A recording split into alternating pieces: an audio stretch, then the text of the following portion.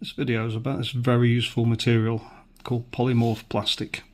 And the special thing about polymorph plastic is that you can melt it and shape it, and then when it cools, it goes back to being the same state that it was previously, which is unusual for plastics. It usually changes state completely. A chemical reaction when you melt it and it becomes something else.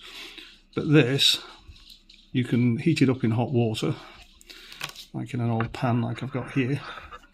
And there's a piece just sitting here, and it goes clear and pliable. And you can shape it. You can make it into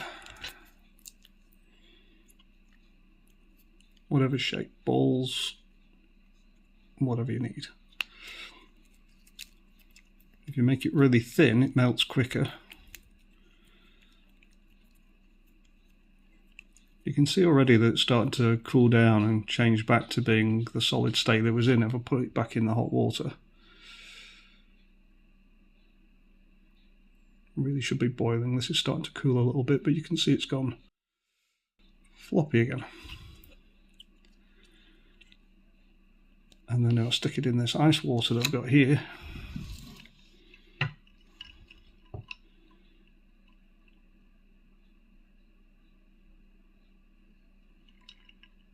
You see that it very quickly starts to turn back into a hard white plastic. So that makes it very useful because it's reusable, it's ultimately recyclable. I bought a packet of this stuff, God, that must be 10 years ago. And I've still got quite a bit of it left because I've just reused it. I've used it for making handles for tools and various other projects, using it for moulds. I've got a bit here that's actually stained blue. It looks a bit brown here, but it's actually blue. Because I used it for making a mould for a piece of furniture where there was a piece of moulding missing along the edge of the furniture and I needed to take a shape, so I used that to mould it around the shape, let it cool, and then was able to, I had a negative of the shape, so then I could fill it with some wood filler and create the missing piece of moulding.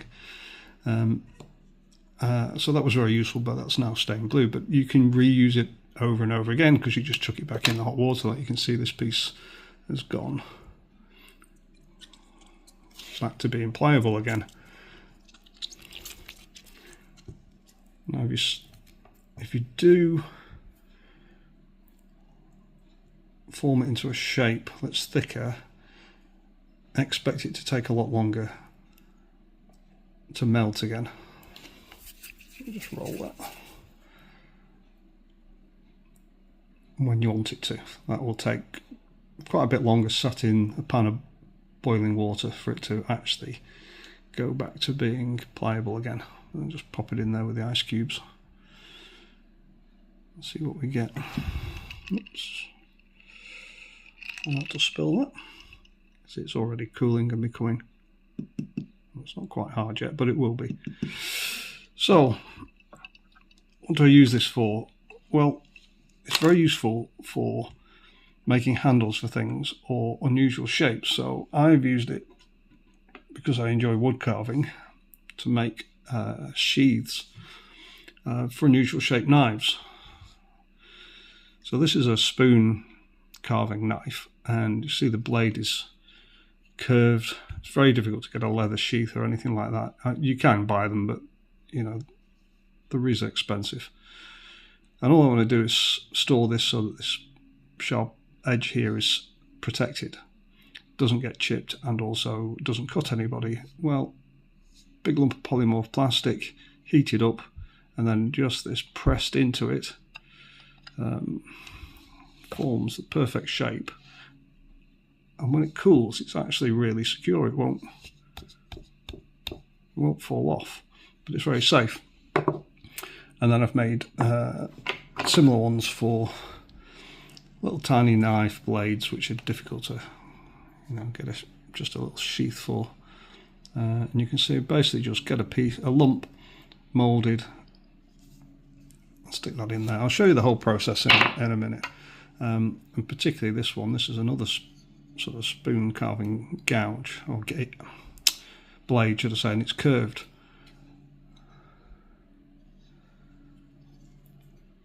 But it sits in here very securely and very safely. So I'm going to show you the whole process. I like to store most of my carving knives, the best ones, in this leather tool roll. Now these two Mora knives came with the plastic sheaths, should I say. And I don't know why, I think it's the 106, I don't know why it didn't come with the sheath. They won't fit in handle first, but the good thing about this is that I can stick the knife in there, and when I pull it out, that plastic sheath will stay in there, and then I can just pop it back in there every time I want to use it, or every time I've finished using it, should I say, and know that it's not going to poke through the bottom of the leather, and that it's all perfectly safe when I roll this up. It's all protected. Same with this spoon carving knife and all the others. This little gouge here, I think I probably just need to make one for that as well. Little skew blade.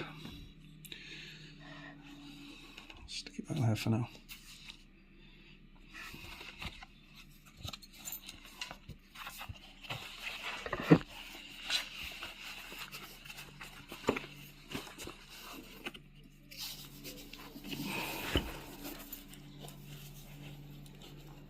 So once that's in there and they're all secure, I know that none of the blades are going to come through, and I'm not going to cut myself on anything, and they're not going to get chipped, which is the main point. When you first buy the polymorph plastic, it will come in a bag and it won't look like this. They'll be in little tiny white beads. Looks a bit like polystyrene filling from a beanbag, possibly beads smaller than that, but lots of beads. And the good thing about that is they melt almost instantly in boiling water. You just put a small amount in, or however many you think you need, it will melt and go transparent very quickly. Fish it out, mould it. But once you've used it and you've got extra bits left over, I recommend that you squash it down into a piece that's quite thin and flat, because it will melt a lot quicker next time you need to use it than if you store it in a big lump like this ball